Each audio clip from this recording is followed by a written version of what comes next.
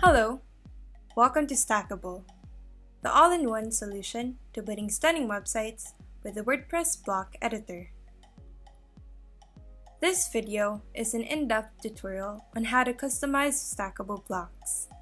You'll have a deeper understanding of all the customizations and settings that are possible with Stackable. Let's start by adding a block. For purposes of this tutorial, you will be using the header block by Stackable. Generally, there are three tabs in the Inspector panel: the Layout tab, the Style tab, and the Advanced tab. Let's first go through the Layout tab. In the Layout tab, you can change the layout of your block. There are various options to choose from. If you scroll further down, you will see the Design section. We have a number of pre-made designs that you can choose from. These are some designs you can start off to design your page, which of course you can still customize according to your own liking. You can also access these pre-made designs by clicking on the Design Library button in the toolbar.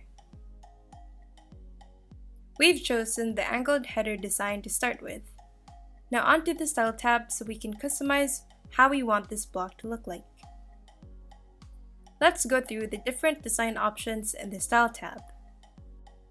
Generally, the Style tab's contents are the same across stackable blocks. Let's go over these one by one.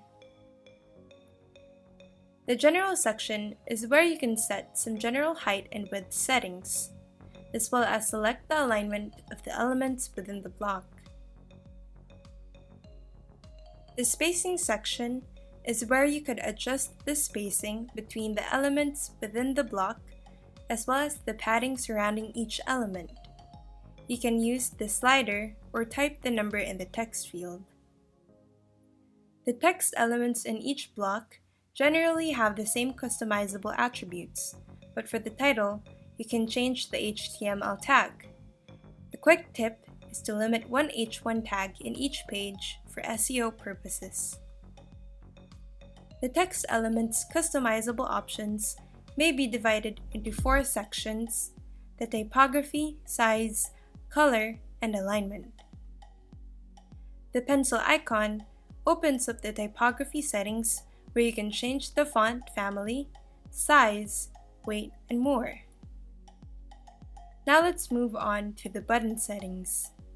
You can either add the button's link to the button itself or paste the URL in the inspector. You have the option to open it in a new tab and to make it into a no-follow link. There are also various button layout options such as basic, ghost, plain, or simply turning it into a link. You have various color options for buttons. You can opt to use a single color or a gradient. You can also add animation to your website by using a hover effect for your buttons. Further customize your buttons with these size, radius, padding, shadow, and opacity settings. Again, you can adjust these by using the slider or manually typing your desired setting in the text field. Lastly, for buttons, you have the option to add an icon and adjust the alignment. Now let's talk about the block background. You can opt to use a plain background with either a solid color or gradient. You can also use a background image. Add a tint to your background so it blends well with the rest of your website. There are also advanced background image settings to display the background image in a specific way. Next, the top and bottom separator sections. These are where you could use different shapes to mask the top and or bottom border of your block. You can adjust its color, height, width, and many more. You can even layer different shapes to enhance your design. Lastly, the container link section is where you can make the container of your block clickable. Like most links or buttons, you have the option to open the link to a new tab or mark it as a no-follow link. Finally, let's walk you through the different styling options in the Advanced tab. The General section allows you to make general changes to your block, such as change its HTML tag, adjust its opacity, as well as the z-index. The z-index stacks the order of different blocks to make one appear in front of another. A block with a higher z-index will show up on top of another block with a lower z-index. The block spacing section is where you can adjust the different dimensions of the block, such as its height, width, alignment, margins, and paddings. The column or container settings lets you adjust the minimum column height and the block's vertical alignment. The alignment you set here will affect all the contents within your block.